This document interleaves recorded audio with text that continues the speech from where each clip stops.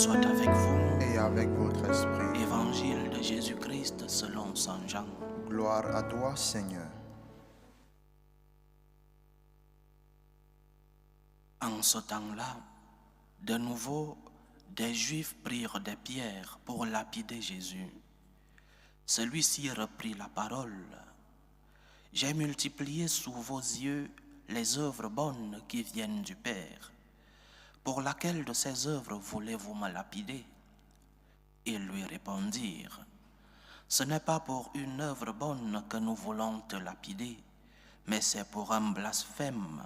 Tu n'es qu'un homme et tu te fais Dieu. » Jésus leur répliqua, « N'est-il pas écrit dans votre loi, j'ai dit, vous êtes des dieux ?» Elle les appelle donc des dieux, ceux à qui la parole de Dieu s'adressait, et l'écriture ne peut pas être abolie. Or, celui que le Père a consacré et envoyé dans le monde, vous lui dites, tu blasphèmes, parce que j'ai dit, je suis le Fils de Dieu. Si je ne fais pas les œuvres de mon Père, continuez à ne pas me croire. Mais si je fais les œuvres, même si vous ne me croyez pas, croyez les œuvres. Ainsi vous reconnaîtrez, et de plus en plus, que le Père est en moi, et moi dans le Père. Eux cherchaient de nouveau à l'arrêter, mais il échappa à leurs mains. Il repartit de l'autre côté du Jourdain, à l'endroit où, au début, Jean baptisait, et il y demeura.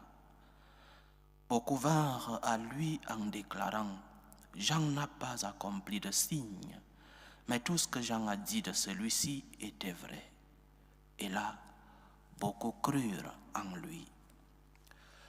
Acclamons la parole de Dieu. Louange à toi, Seigneur Jésus. À une semaine de la célébration de la Passion de notre Seigneur, l'évangile d'aujourd'hui nous montre déjà un des motifs pour lesquels le Seigneur a été crucifié. Et le motif ici, c'est un motif religieux. Tu te fais Dieu, tu dis que tu es Dieu. Mais le Seigneur avait montré des signes de sa divinité. C'est pourquoi l'évangile finit en disant que beaucoup crurent en lui. Les signes de la divinité du Seigneur, les miracles qu'il avait faits. Sa vie comme missionnaire, prédicateur, les signes de la présence de Dieu au milieu de ceux-là qui attendaient un Messie différent de celui qui allait arriver. Beaucoup attendaient un Messie politique, un Messie qui allait délivrer Israël du joug de cet empire romain. Beaucoup attendaient donc un leader politique comme Messie. D'autres attendaient un leader religieux, un leader qui allait affronter les grands prêtres et qui peut-être allait réduire les impôts du temple. Jésus est un Messie différent. C'est pourquoi beaucoup ne l'acceptent pas comme le Messie, beaucoup ne l'acceptent pas comme Dieu.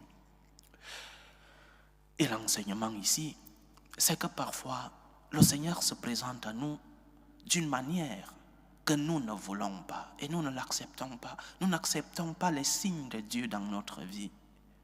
Parce que parfois nous voulons un Dieu qui agit immédiatement, qui, à peine nous avons un problème, nous donne la solution à ce problème. À peine nous avons un souci, que Dieu se manifeste maintenant. Parfois nous nous comportons comme ces Juifs dans notre relation avec le Seigneur. Nous avons fabriqué un Dieu, et un Dieu qui doit entrer dans ce que nous voulons qu'il soit. Nous avons fabriqué un Dieu, c'est nous maintenant qui sommes l'image que Dieu doit être pour nous. Si l'homme a été créé à l'image et à la ressemblance de Dieu, l'homme a créé un Dieu à son image. Et donc, si Dieu n'entre pas dans ce que je pense de lui, alors soit il n'existe pas, soit il ne m'aime pas. Et donc, je m'éloigne de lui. Dieu a ses plans que parfois nous pourrons ignorer. Dieu a ses plans que parfois nous n'accepterons pas parce qu'il est Dieu. Mais si nous voulons que Dieu entre dans nos petites cases, si nous voulons que Dieu coche toutes les cases que nous avons à l'image que nous voulons de lui, alors celui-là n'est pas Dieu. Celui-là est une créature.